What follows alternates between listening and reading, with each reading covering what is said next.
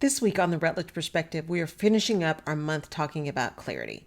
Clarity of expectations, the key to great communication is clarity, all of those kind of pieces. And I want to end with the thought of how do we get clear on a path forward? Whether you're a leader talking about your business or whether you're an individual talking about your career or, an entrepreneur looking to move forward. That idea of clarity holds true whether it's a business or a career. Just like it's important to understand where you're going so you know who you need to surround yourself with, whether it's a business or a career.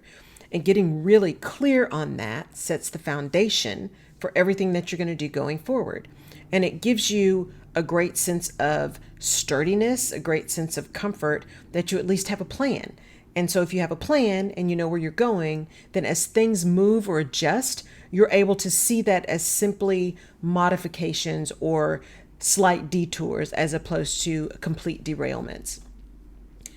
So this time when we talk about clarity as we end this month, that posting that I did on Monday this week, for those of you who are following me, that says empty barrels make the greatest noise, that resonated as we ended this month because in the absence of information, right, people will decide based on what they know.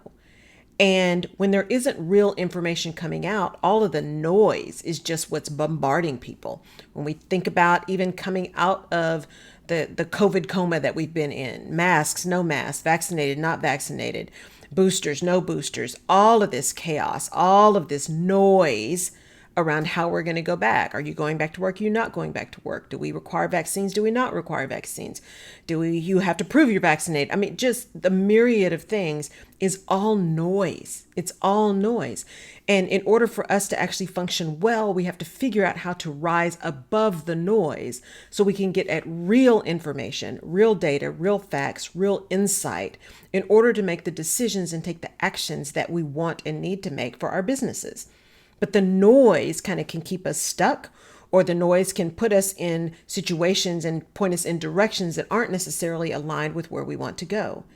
And that's where that clarity piece comes in related to this whole issue of noise. Many times when people start thinking about clarity and start thinking about where they want to go and setting a strategy, they think about the strategy processes that they've seen before. And they are or can be months long and all kinds of charts and lists and files. And it's insane. There's more emphasis put on form than on substance. That it looks good, but it may not say anything. And the reality is strategic work, determining what your strategy is, did not have to be complicated. It's 4 questions. Who are you? Where are you? What do you want? And how are you going to get it? That's it. Who are you? Where are you? What do you want? And how are you going to get it? Those 4 questions. It doesn't have to be some big old drawn out craziness that nobody's going to read and it's going to be put on a shelf and then people are still not going to be aligned with where they need to be or what they need to do. So if you can eliminate the noise even around your strategy process and really focus on where is it you're trying to go and what do you need to do to get there, because proper prior planning prevents poor performance, that helps people get clear on what they need to do and why they need to do it. As leaders, going into this next June 1, right? Starting the summer, going into this time, what are you doing to really get clear? And one of the ways I like to think about strategy is in a really simple stop, start, continue. What are you going to stop doing? And it's important to start with stop, and I'll talk about that in a minute. What are you going to stop doing? Here are the things that we've been doing for the last 20 years. We're not doing that anymore, and this is why. What are you going to start doing? You know what? Here's what we said we were going to do, and here's where we said we were going to go. And in order for us to get there, here are the things we got to start doing. And here are the things that, no matter what, we're going to keep doing them the same way. We're going to keep serving customers this way. We're going to keep our pricing this way. These are the kind of things that we're going to do because they are a part of the culture and who we are and our value systems. But how are we going to really think about what we're going to stop, what we're going to start, and what we're going to continue? And what's important about that is, especially as businesses grow, we keep doing things and we just keep adding to the list. We keep adding to the processes and we never take the time to go back and say, do we even need to be doing that anymore? We've got new technology, or our customer base has changed, or the market is shifting. And so we don't need to do that thing anymore. I like to think about this all the time when I was doing some internal audit and looking at processes, right? And they had all these processes that you had to have 4 million signatures on a check before you could buy anything. But what were you really trying to do? You were trying to make sure you got the product that you ordered in the quantity and quality that you ordered in the time that you ordered for the price that you ordered. That's what you're trying to figure out. 12 signatures on that isn't going to matter. What you need is to be able to make sure those 4 things happen, that the right person ordered it and that you got in what you thought you were ordering. 1 person can check, maybe 2 people check just to be on the safe side. But do you really need to go through all of that bureaucracy just to make sure you receive something into your dock? I don't think so. That's what we're talking about stopping. We can stop having 400 signatures on a check, because what we really need to do is just make sure we got somebody who's checking it against the system, who is not the person that ordered it, separation of duties, not the person that ordered it, checking it against the manifest, and then making sure that it's correct. Makes sense. And then you put in an audit process after the fact to be sure that people who are doing the work are really doing it the way you have it outlined. Pretty simple, right? So we're going to stop doing that stuff that's taking a lot of effort and a lot of staff and not bringing us any value. And what we're going to start doing is automating things, putting in audits so we understand what is supposed to happen and double checking it and then making adjustments where we need it, kind of that 80-20 rule. And then we're going to continue doing this stuff, which is we're going to continue to order from really great vendors. And these are the vendors who always deliver on time. And if they don't, they give us a heads up, et cetera, et cetera. What we're going to stop, what we're going to start, and what we're going to continue. Pretty simple. And you look at that same thing from an individual perspective, whether you're looking at changing a career, whether you're looking at shifting your business, even just in your personal life, some things you want to change, change your perspective, change your circumstances. What are some things you're going to change? What are you going to stop doing? If your goal is to get healthier, maybe you're going to stop with some of the foods that aren't as healthy. You're going to start exercising more often. You're going to continue to get really good rest as much as possible and do the things that make you happy and spend time with your family and friends because they energize you. What are you going to stop? What are you going to start? And what are you going to continue? Doesn't have to be complicated. It can be that simple. Stop, start, continue. Because that level of clarity enables you to rise above the noise and make sure you understand that you're continuing to move in the direction you say you wanted to move to get the thing you say you wanted. And to ensure that everything that you're doing is aligned with that goal. And the things that are not, you stop them. So to think about the reason I say start with stop and then start and then continue is often we'll say, oh, we're doing all this stuff. We're going to stop it. We're just going to stop this stuff. And then when you get to the list of things you're going to start, by having done stop first, you can evaluate the things that are on your start list and say, you know what, but if we start doing this, that actually gets us right back into that thing we said we're not going to do. And you can make a definitive decision about whether the start thing is just a habit and you just need to not start that because you stopped it for a reason, or is that really necessary and actually that thing you stopped doesn't need to restart, but maybe it needs to be modified because it's important for the thing you're going to start doing.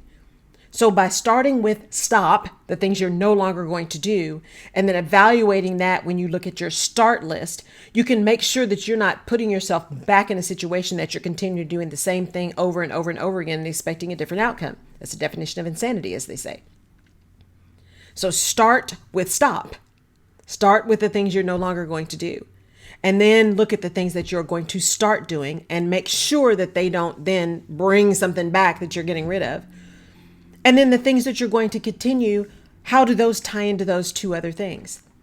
It's an ability to do a quick evaluation so that you really are moving forward. You really are making adjustments to get to the goal that you said that you want to achieve, to get to the place that you say you want to be, to begin to put together plans that enable you to get there because you now see the path.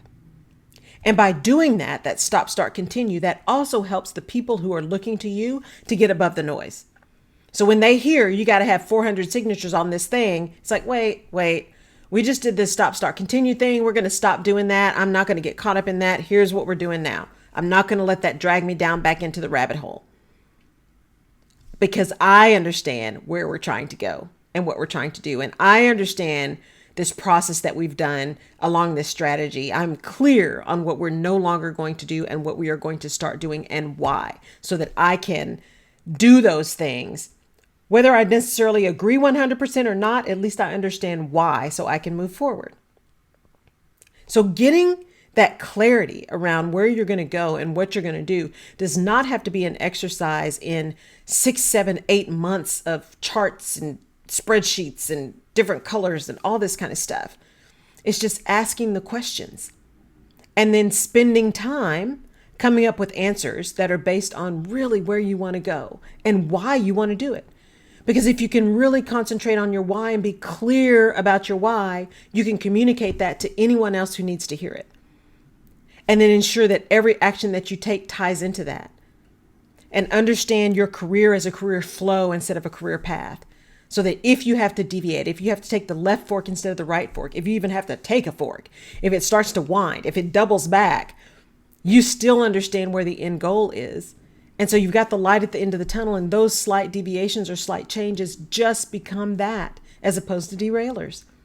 They become something along the way that gives you an opportunity to learn and grow and develop in the path to what you want, on the path to achievement. So as we end this month and we head into summer, head into June 1st, I can't believe it's June 1st, 2021. As we head into the summer and we wrap up this month of clarity, take that next step. What are you going to stop? What are you going to start? And what are you going to continue? Be that in your business so you can communicate to your people, or as a leader, or be that in your career, or just in your life in general. What is that goal you're trying to achieve?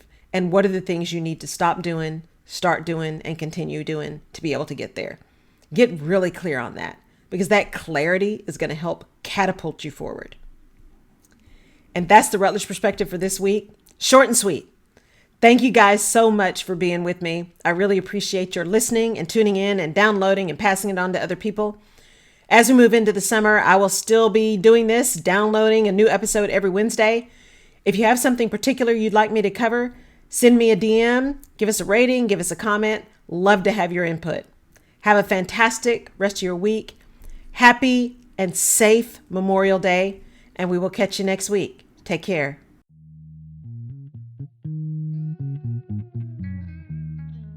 You've been watching The Rutledge Perspective. Thank you for tuning in. If we have given you a different perspective, or if you've learned something new that you hadn't thought about before, please subscribe to the Rutledge Perspective podcast where you get your favorite podcasts, and give us a like on iTunes or Google Play or Stitcher. We really appreciate it. And your feedback is important as well, as we use that to inform our next episodes. You can also head over to my website, laurelrutledge.com, and download a freebie called Where's My Mojo that can really help you get out of your rut or maybe talk you back off that ledge of frustration. You can also find previous episodes of The Rutledge Perspective on laurelrutledge.com. I really appreciate your tuning in. Thank you so much, and we'll see you next time.